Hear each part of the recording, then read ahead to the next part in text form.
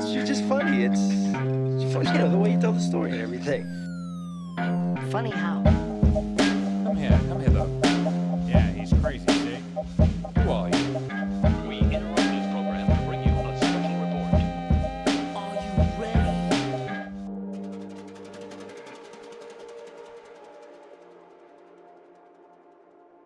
I run a branding and advertising firm, so we have lots of people to help make it happen. Cool. Do you have like an intro? Do you do the intro later, or are you going to read an intro before we jump in? You know, I've been doing intros for almost 2 years. I'm like 180 episodes in. Analytically, like I'm really starting to dive deep into it. Yep. People fast forward through intros. Hmm. Like they go to 2 minutes. I don't even do it anymore. So I just think people's attention span is getting, Yeah, that's fair. and I'm guilty of it too. Yeah. But it's just getting so just to see my pod. I do like the intros, but maybe I'm older and God knows. See, I'm the same way. Like even if you look at Joe Rogan, of course, is like the GOAT, but he's a horrible example because he's been doing it for 12 years. Right, it's not even fair. Yeah, it's just, you can't compare. Now you start to see like other podcasts, like even news podcasts, anchor podcasts, celebrity podcasts.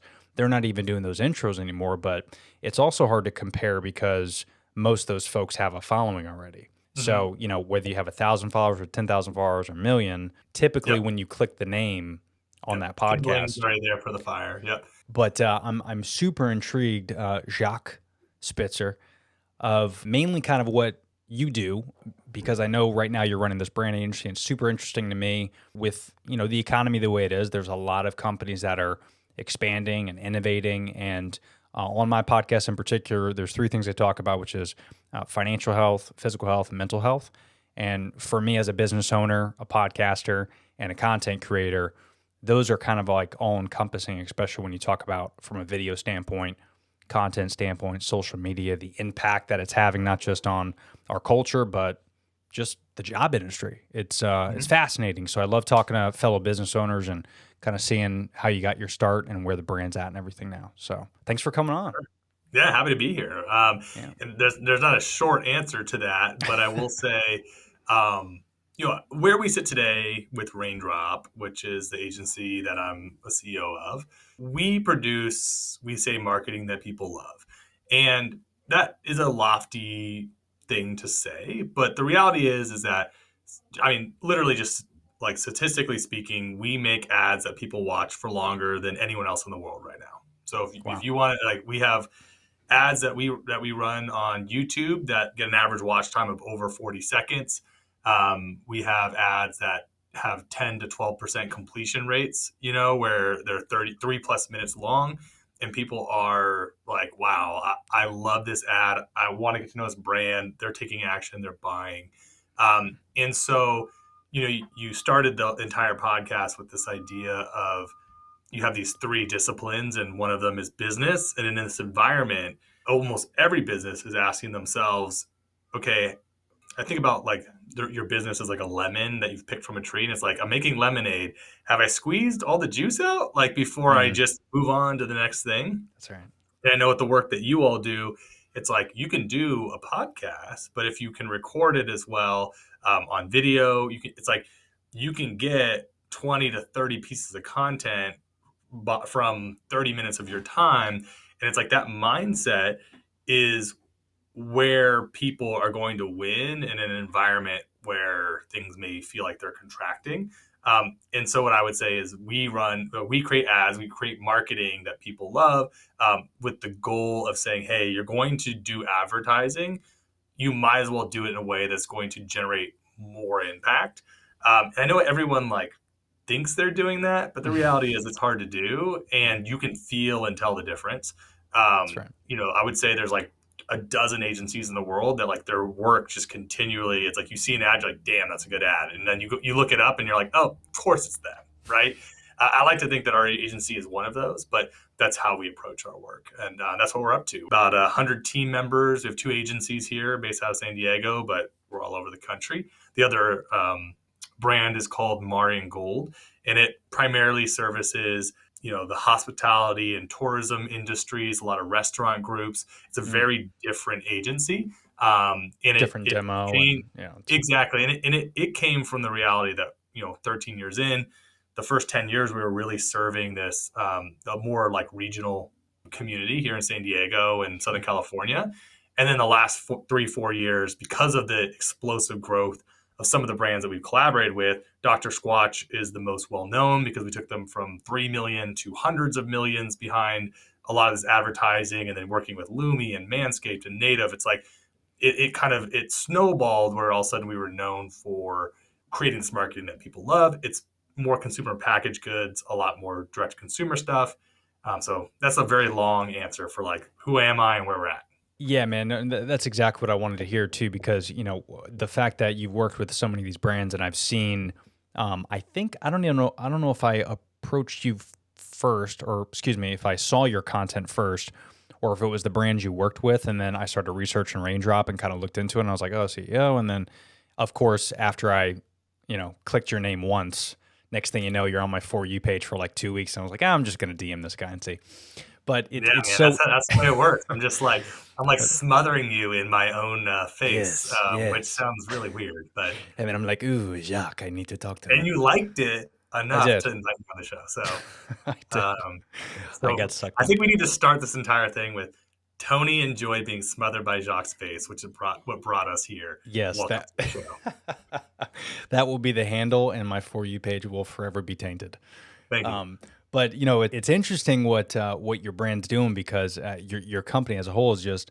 I love I've been involved with brand for so long. I mean, prior to me owning my own company, I worked for Monster Energy for 10 years in the marketing department. So I was involved with a lot of contracts and the marketing side there, and them starting their own podcast, and they're very good, which it sounds like you guys are as well, pivoting and innovating with brands, and more importantly, D2C, which you mentioned, because that to me, I think a lot of brands forget sometimes, and I'm sure you deal with this a lot more. I'd love to hear your feedback, but brands come in as if it's like the grandpa that's going to tell you how to do Snapchat. Yeah. A lot of brands come in and they say, all right, this is Coca-Cola is a great example. All right, this is how we're supposed to do things. We want this. We want the polar bear here. We want this. Customers don't want that anymore. It's a different time. You have to pivot and innovate a little bit. And that's why there's a lot of brands like Liquid Death that are and Logan Paul's company Prime that are surpassing a lot of these beverage companies, because Coca-Cola and Pepsi doesn't want to hop on the train. I think they just started a TikTok, I think a year ago. I mean, look, you're 100% right. And in my experience, especially as the brands get bigger and bigger, there's kind of like 3 reasons why this happens. I can only think of actually 2, but I'm going to find a third by the time I'm done answering this. The first is that a lot of people that end up running the brands are inheriting the brand from someone. I don't know how else to put it, but it reminds me, there's like these really funny videos online where it's kind of like a game of telephone where someone will tell someone something and it gets passed to the next person, to the next person, to the next person, to the next person. And by the time that you get to the last person, right, you end up in a situation where, that person is running the brand, but it's like they're trying to run it based on what they've been told from almost 7 sort of like iterations away. And I think that's how brands sometimes can like lose. I think that's one. That's how they can lose their way.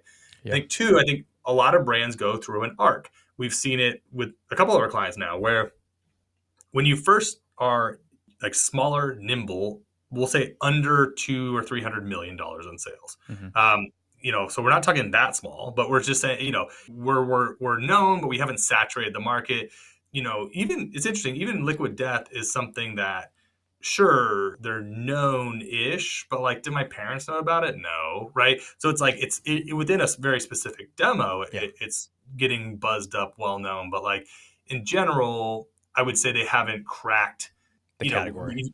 The category. Like For if you sure. take the pulse of like what's actually happening, or like not just sales but awareness, and that's what a big thing I've learned over time is like you can't assume that many people actually know about the brand, even after 130, 150, 200 million in sales. It's pretty jarring when you realize how little people actually know until you're like $1 billion. And so, but that arc, sorry, it was a very long way of saying the arc that people go through is I have nothing to lose, to I have something to lose, to I better not get in trouble. Right. And it's like, as a marketer, it's like, it's interesting because, you talk about like Prime launches and Jake Paul is like running around like, I'm going to blur out my own finger on camera. I'm flicking off the camera. It's like, he just doesn't give a shit. And it's like, Coke can't do that. That's right. It's like bringing a gun to a knife fight because they literally can't do it. And Yeah. so I think And that's what's interesting, Yeah, sorry to interrupt, but I mean, No. you nailed it because a lot of that, especially because I came from that world. Monster is a great example because they went from when they got absorbed by Coca-Cola when I was with the company. I think it was 2015 or 16. The attitude changed like overnight. Totally. Yep. And which is natural. I get it. Stockholders and, you got an IPO. You got to do what you got to do. I get it. But you also lost what it is in that culture to be who you are and why there's so many people that do it. And I think eventually there's going to be fans of your product that just stick around for years to come. But to create that new environment, what we're talking about, that innovation, which I feel like, just as a business owner, for what I've seen, things are changing so quickly and so much, and it's almost like if you're not on top of it all the time, and obviously you can't go a year doing the same thing. You have to constantly be looking at analytics, and things are changing so much, and people lose interest so quickly. They'll go from one thing just because they saw a really great ad, which in your business is great because if someone's advertising with your company, hey, as long as I'm staying on top of it, I'm doing it. That's how you can adapt and change. And to your point, you can't just stop spending money. You have to always spend money to make the money. Absolutely. The third thing. See how I gave you that little buffer there? Was that enough time? No, I had it on 3. So, I oftentimes, we're talking about like, how come a Pepsi just can't be as nimble and compete with Prime in these spaces and everything else? I think there's also a reality that the bigger that the teams get, everyone feels a need to have their stamp on it. So like, the clients that we see the most success with are always the most curious and the most humble, period. Like 1,000% over and over and over again. It's like, those are the main factors that lead these teams to success. Where we get into issues is that like, you'll be years into working with a brand, they hire a new person, and then that new person immediately is like, no, I need to change something, or I need to have my impact on things. And it reminds me of a piece. Is like, the brand is malleable. It's like clay. And then all of a sudden, if you have 6 different hands in there, you can find yourself in a situation where it's like, you've helped literally create this brand from scratch. And then all of a sudden you'll have a 22-year-old girl in a meeting being like, well, this isn't on brand. And you're like, it's nothing. I mean, I'm using it as a, there's not actually a 22-year-old girl, but you get my point. It's like, you can get to a place where you have so many perspectives and opinions on what the brand should be that it becomes this squished amalgamous thing, comparatively to something like a Prime or a Liquid Death, where it's like 2 or maybe 4 or 5 people being like, this is it, and we're just going to charge 100% for it. It's so potent because there's not like the ego of like, well, I need to have my fingers on this, my input. And by the time you have 30 inputs, you end up with a squishy clay thing that just like doesn't serve anyone. And I think we see that a lot in advertising and just in brand in general. So those are my 3 things. Awesome. Yeah, there you go, Tony. That was great. I promise. Awesome. Sound effects. Yeah. It is so crazy how, because you nailed it, I think, with a lot of companies now in particular, to where there is those 3 different examples. Probably I would say more often than not that people are listening to this right now, you might even be involved in a company that, like I was, where they ended up letting me go because they didn't have the funding, because they were spending too much money on parts of marketing that they thought was going to be the new thing. And sometimes you jump too quick into that, reallocating those funds, which really you're not following some data. You're just doing it because other companies are doing it. You have to take your time and you have to really figure out analytically what makes the most sense for that company. Because sometimes, just because like one company like a Prime is doing great on TikTok or whatever, there's something interesting and unique about having an influencer like a Logan Paul or a YouTuber in these cases. You see a lot of these guys and gals that are starting these companies and doing, whether it's a beverage or like Mr. Beast with Feastables. Yep. These cats are capitalizing on a market that a large brand, no matter how much money you pump into it, you cannot get, because these folks have built up an influence, literally a fan following for years and years. So you got to be careful as well, if you're a brand, to invest money into certain things that, quite frankly, it might just go into an empty well because you don't have the fan base that that these folks do. Yeah, it is a mirage. To your point, like It's if crazy. it's kind of like you're like, oh, like if I make content like that, it should work the same way. And you're like, it's kind of like what we were talking before this about podcasting. It's like Mm. if you already have 10,000 people that religiously listen to your podcast, it doesn't matter how good the opening is, they're still going to listen to the podcast. Whereas like if you have no trust and like people don't listen past the opening, then like nothing's going to happen. It's the exact same thing where it's like doesn't really matter what the ad is. Like Logan Paul's face is going to carry it. That's right. Mr. Beast's face is going to carry it. And of course, they're going to do it in a smart way that's going to resonate. But it's like it's kind of like, to me, that's like bowling with bumper lanes where it's like you can't roll a gutter because you already have a built-in audience. It's going to watch it regardless of needing to put any money behind it or anything. I'm like, it's bumper bowling. That's right. The Rock is a great example. The Rock is we need that man. Thank goodness. But he is, no matter what he touches, it's gold. And sometimes he's got the point now to where people will buy it even if they don't like it, and just because it's his name on it. You know, He's so charming. He's so strong. He's so good. He seems so kind. It's hard to find. It's hard to find footage of him of like being an asshole. I don't think I don't think he is. I just think there's certain people that are born special, and then he's developed. You know, he's developed it. I mean, I saw some video of him literally yesterday morning that was like he ran to a fan and it took time to. It was ESPN put it out, no less. It was like on ESPN's channel. It was like, look at The Rock like taking time out of his day to like shout out this random girl's like family or whatever. And I was like, the Rock, man. I mean, in a world where Kanye West is doing what he's doing, it's like you need The Rock more than it. God bless Dwayne The Rock Johnson. Pun intended. I mean, rock in a hard place. I mean, that guy. Oh, man. He's our Rock. He is our Rock. Yeah, it's kind of crazy to see not just him, but you know, we're talking about influencers and people and things like that.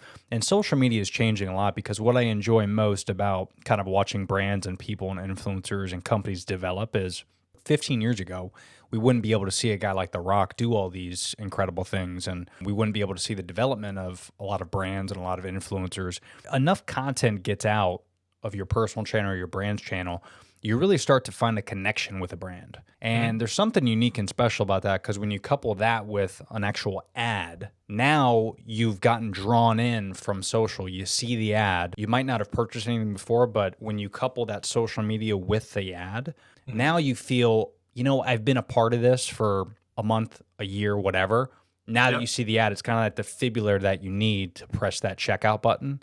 And I just can't imagine a world now without social media. I don't know how I purchased things in the past. Like, I know I watch commercials on TV. I know I listen to radio ads. But think about the connection that we used to have back in the day. You know, like, when's the last time you can think where you saw a billboard and you pulled over right away and you went to 7-Eleven because you saw that billboard? Right. It just never happened. But you see all these ads on TikTok or social media, and you know, some of the things you guys put out is incredible and very impactful, to where you build a relationship off that ad. You go to that social media, and now just looking at that feed, you're able to build a connection with that brand, and it just makes it more trustworthy to click that checkout button. It's very fascinating. Yeah, I think a very fair way to replace the word social media, but it is a social media, to replace that concept. It's like, as a brand, it was almost impossible to form a community because there wasn't a place for people to gather unless they were physically present. Up until, you know, social media, it was like the only way to experience something as a community would be to physically go to an event where people get to meet, which is still very much a thing. But all that, you know, these digital media platforms has allowed us to do is to opt in for free to these brand communities where I'm getting more content about whatever it is that I find interesting or enjoy.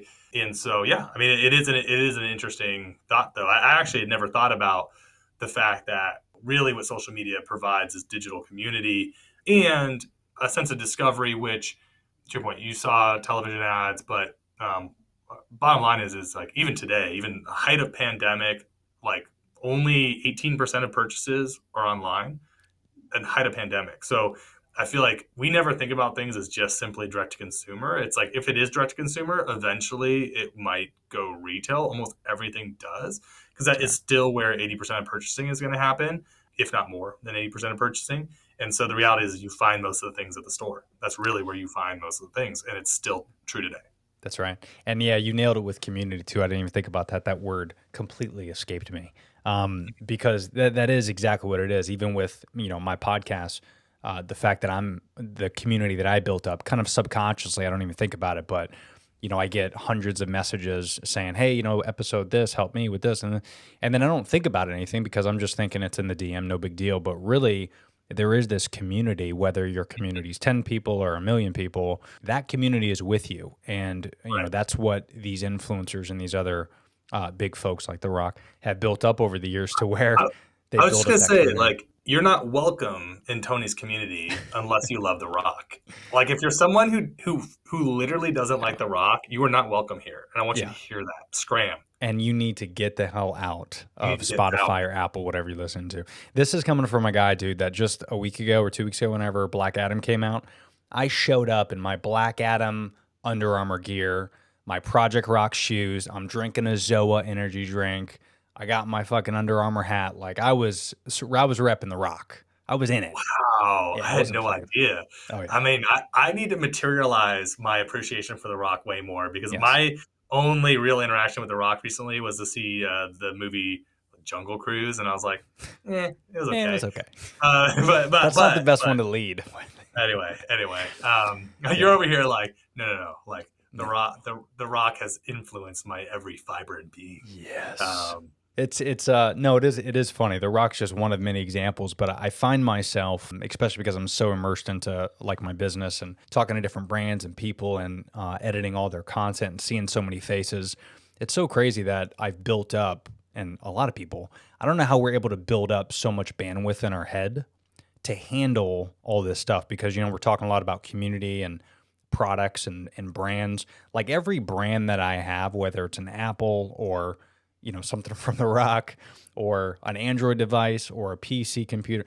Like I follow those brands on social media and I'm a part of that community as well. Yeah. And when you think about that impact of what we do on a daily basis and our feed is just filled with things that we like, that we don't like, that we thought about liking, I just don't know how we're able to handle this because it seems so new. I mean, this social media thing's been around for 20 years. Yeah. But really, I feel like just in the last 5, it's talk about a defibrillator. I mean, it is. The pandemic, I think, was a big portion of that, right? That maybe got people more on it. But yeah, and I mean, look, someone pointed this out to me, and it was shocking to me. I want you to do it after this episode. Someone pointed out to me that you can't go on Facebook or Instagram. So I want you to go to Instagram, and every 3 posts or every 2 to 3 stories you watch, you will get served an ad. It is shocking. I mean, in my mind, if someone would ask me, I'm like, yeah, like every 6 to 7, maybe 8 posts, I get an ad. It's every 2 to 3. It was disgusting when I started realizing it. I was like, whoa. Almost about half of the content I'm actually consuming on these apps is basically an ad. It reminded me of magazines. Like that's how much of the experience is the experience now. So go and do it and see if you find it to be true. But like I get served an ad every 2 to 3 posts, and it is like, whoa, like I didn't realize how much ads I was consuming. yeah. It doesn't really bother me anymore. I just sort of like, yeah, it's just part of my experience. I was just about to say, yeah, especially with, because me and my wife always joke around about this, but we have, Alexas and all that stuff. I don't want to say her name too loud because she'll hear me and she'll turn on and she'll do that stupid thing. I was going to say, I like how you whispered. It was sweet nothings to Alexa. Yeah, I made the mistake of saying it one time on a podcast and she was like starting to play Spotify and I'm like, what are you doing? We joke around about like, we'll say something and then immediately something shows up on our phone, right? Yep. And we obviously know our phones and this girl, she's listening to us. And I'm okay with that most of the time because typically when I get served something, it's something I wanted. And we always get mad that, it's listening. But come on, a lot of my purchases are Like, I based just off want my things. friends and my wife to listen to me. Like, is it? I don't mind that my devices are doing it. I'm just kidding. I'm kidding. I But, mean, like, I'm totally okay with it. I mean, yeah. it's going to bite us in the ass, I'm sure, sometime Oh yeah. soon. But, Oh yeah. that's half the stuff in my house that's nice is because I got served an ad and I just clicked it and it got here in 2 days. I know. There was a really interesting Elon Musk recent quote around like he directed some of it at advertisers. I don't know if you saw his quote by any chance, but he had this whole quote that was like part of it was, I believe that advertising, when done right, is a sense of discovery and it can bring joy and Hmm. entertainment and value to people's lives. But like ads that are not targeted are basically spam. And so, and I was like, Yeah. well, he's not wrong. I mean, like, he is in fact correct about that. Now, what that looks like beyond that, I don't know. But I will say, Yeah. like, when people were championing, like, yay, privacy, I was like, look, I hear you, but like, I also don't want to get ads for 60-year-old women on my feed either. Like, Right. and neither do you. Like, so there is a reality here where it's like, if every 2 to 3 pieces of content is an ad, and then all of a sudden it has nothing to do with you, that's going to be a very Right. frustrating user experience. Well, and not only that, but I just had someone on my show a few weeks ago, and we talked in depth about algorithms and things like that. And we didn't share the same opinion on this, but we keep forgetting sometimes that YouTube is free, Hmm. Instagram is free, Facebook is free. The reason it's free is because these companies can make billions of dollars a year, and they service ads. Yep. So we kind of have to be careful of like, and Twitter is a great example because everyone hates Twitter, but everyone's on it. And there's all this shit talking, which I'm super excited about Elon, which I don't mind getting into later on. But the change he's going to make is exciting. But we forget that this is a huge privilege to have these social media apps. And especially as a business owner, and obviously as you, as a CEO of an ad agency, you got to be super excited about social media because to me, it's not only is it a new way to geo-target consumers and go D2C like never before, but the fact that you could do it at such a price that to me personally as an owner, I don't think you can find anything remotely close to get the ROI and the impact and to hit your demo that you want and target it so specifically and so beautifully that it not Hmm. only gets to the consumer when you want, how you want, but now they can consume video content again, like we talked about, versus seeing a billboard or versus watching a TV commercial, something that is in 7 to 10 seconds, so impactful, something that they want, and for you as a business owner is affordable. Right. I mean, is something special in that. Yeah. I mean, you said it so wonderfully, and us being together in this moment is Yeah. just proof of Right. what's possible when you put out 10 or 15 seconds of content at a time. Your podcast, it's like each time you do something, especially in this vertical world where, Mm. I think what people don't realize about vertical video, and it's something that when I had this realization, I went, oh my goodness, is that the consumption of video has now gone like, I don't know if the term's parabolic, but it's gone through the roof. Yeah. Reason being is this. Traditionally, let's say in a video context, YouTube. If I were to spend an hour on YouTube, there's a lot of long form stuff there. I might watch, it really would be tough if you spend an hour on YouTube to watch more than like 10 to 15 videos, I would argue. Mm. Yeah. Like, depends on what you end up watching. It depends if it's short skits or longer form stuff. But like, Sure. I mean, I was on there the other night watching. I didn't know this was a thing, but like, you could smoke gophers out of like holes and stuff. I'm sure it's not humane. I'm not recommending it. But I'm like, here I am. Like, someone's like said, like, I think that's a thing, and I'm like, what? And then here I am watching like a 10-minute video about this guy that has all these gophers, and he wants That's to use awesome. a smoke bomb to smoke them out. And I'm like, that's the kind of thing that happens only on YouTube, right? Like, where you're just Right. like, how did I get here? I don't know, whatever. But I started realizing like, okay, so maybe you come across, I forget what I said, 15 videos in an hour. Yeah. We'll say 20 if you want to get crazy. What I started realizing about vertical content is it's like, because of the fact that you're on there and you're like, watch, skip, watch, skip. Yeah. I started realizing like, whoa, like if the average watch time for any video is 30 or 20 seconds, Mhm. that means on average, I'm watching 3 videos per minute. And I'm going through a lot more of them to get to those. But I'm like, okay, 3 videos a minute times 60 is 180 videos an hour, right? Plus all the ones I skipped. I'm like, I'm getting served like 300 videos an hour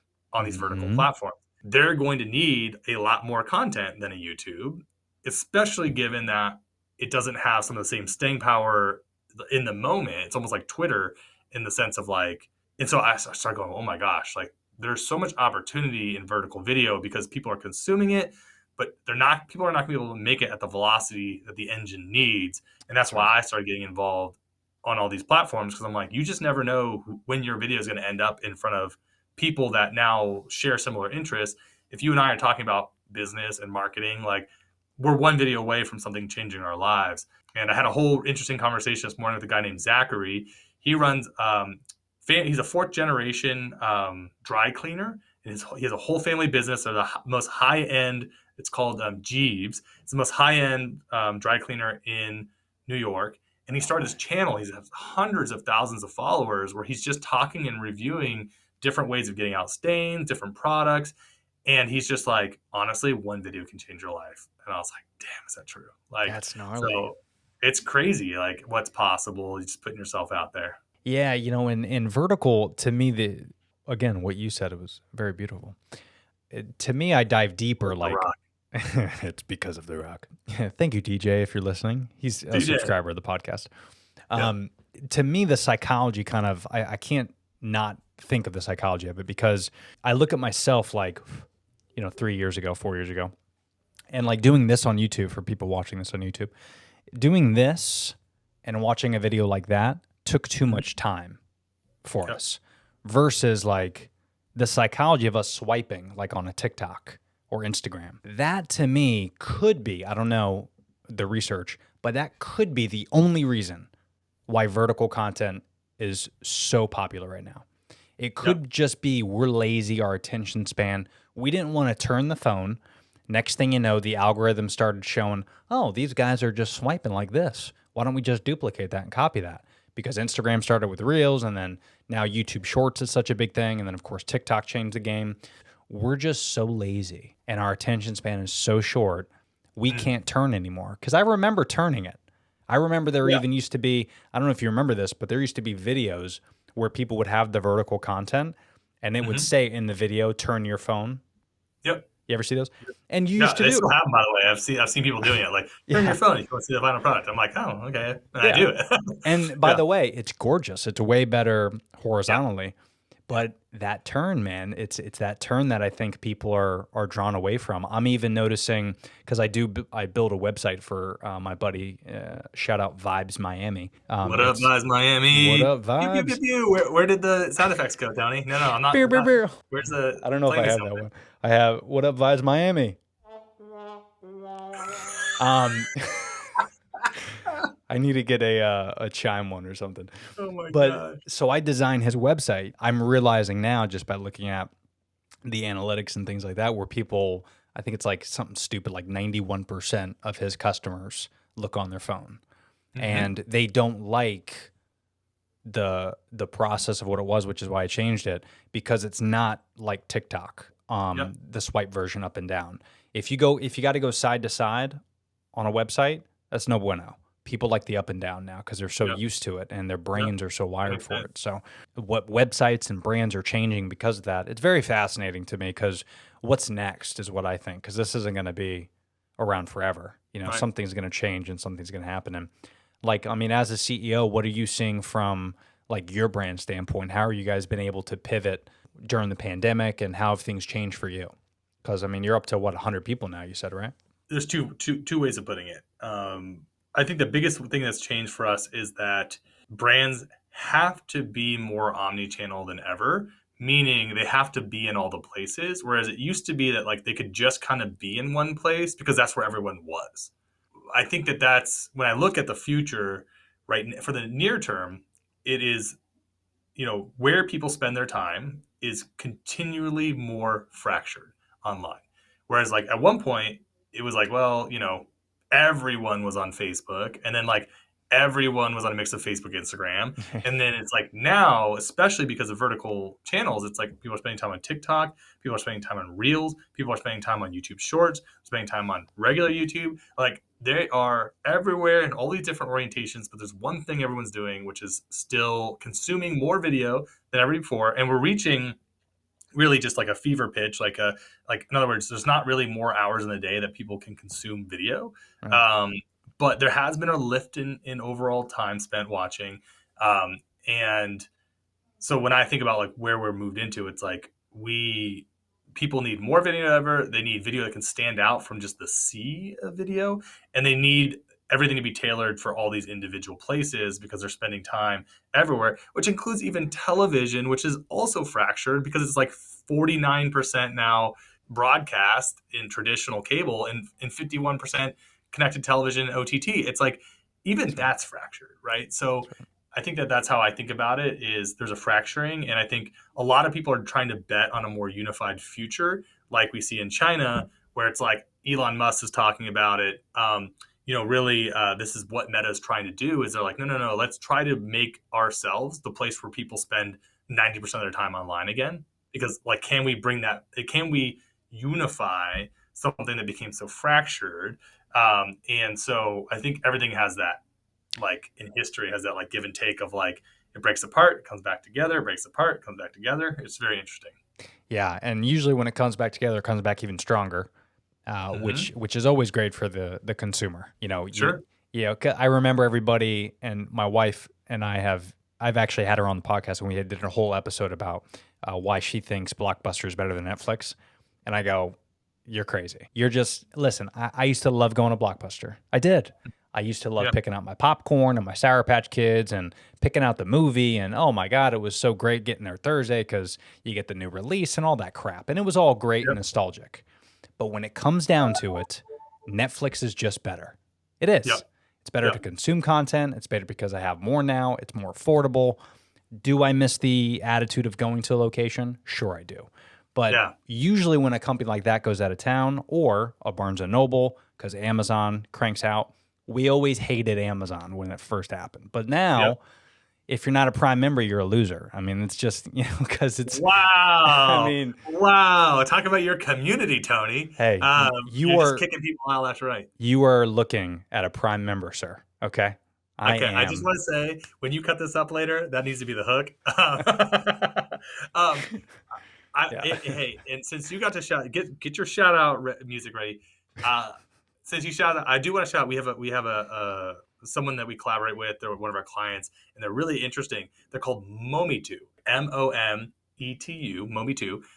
Check them out. They're online. You can look them up online or in the App Store. But they are absolutely free content. But when you go in there, if you're really into cinema, like you will not recognize many of these titles. It's a lot of like independent artists, a lot of stuff that like.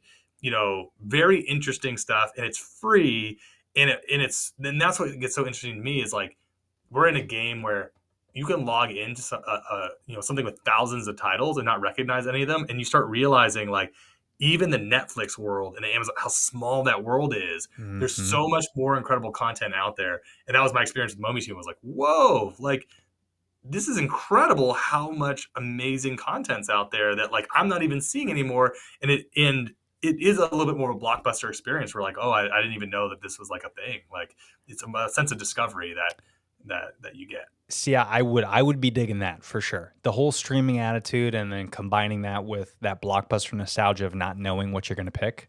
Because what I loved most about it, and what was the name of the company again? Mometu. Yes! Nice. So I'll definitely check them out for sure because me and the wife could actually agree on something here.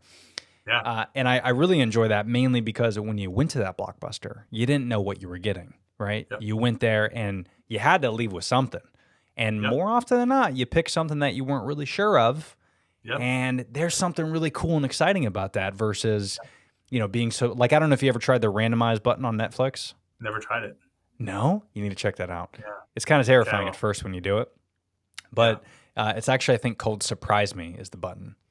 And you literally press it and just randomly pick something kind of like from your For You page. It's kind of exciting. So yeah. I would Tony, you're really living that life. Just make sure you get your Prime membership or you're a loser. That's what's going to stick with me from this. And I don't want to, listen, I don't want to rub it in, but I am a business Prime member. I don't know. I just want to throw it out there. But just to put the cherry on top there. Tony, not all of us are just rolling so hard like you. Hey, listen, what can I say? leave some swag for the rest of us. 2 days is not enough. I need it in less than a day. I did just find out that an Amazon fulfillment center just got built down the street from me. So I'm like super excited. I'm like, yes, life is That is changing. exciting. I saw a woman out this morning I saw someone with a flashlight, and I was like, is someone trying to break into my neighbor's house? It was like at like 6 o'clock in the morning, and it's like dark still right now. And I look, and I'm like, nope, it's just an Amazon delivery person, like with a flashlight No. at like 6 a.m. And I was like, oh, Amazon, they never sleep, and neither do their employees. Look at them. Yeah, so Poor Bezos working them dry. Listen, if you can do me a favor, because I love what your company's doing. You get work with some really great clients. If you can, give us a quick shout out. Let the folks know where they can find your company on social, on the website, and all that jazz. if you love this conversation, right? I asked for a couple things in return. One is tag The Rock. I mean, this is the closest I've ever come to maybe meeting Dwayne The Rock Johnson. Even though nothing's happened yet. It's like, just put it out. Like, it's like I feel like I'm in Harry Potter, and I'm setting the owl free, and I'm like, go find the Rock. Take him to me. Sweet owl pigeon. And then the second thing is you can find me on TikTok, Jacques Spitzer. I'm also very active on LinkedIn, though I may not accept you there because, most people are trying to sell me weird SaaS products. Those are like the primary places to find me. And then my company is raindrop.agency. And so if you want to check out Raindrop, that's where you can find our work. That's where to find me on the internet. Very cool, man. Well, listen, I can't thank you enough. This was fun. Hopefully we can connect after this and do some more work together, hopefully. But other than that, man, thanks for the time. Thanks for what you guys are doing, and keeping it classy out there. Thank you. This was fun. Oh, hey there. First of all, thanks for making it to the end of this video. Not a lot of people do, according to the YouTube analytics. But I do want to say thanks for listening to this. There's some more episodes if you want to check those out, and they're all just as good. But if you haven't already, make sure you subscribe to the channel. Check out those timestamps below to reference some of the topics I talked about, as well as some discount links to some of our sponsors and affiliates. But thanks for listening to this episode, and we'll see you next time.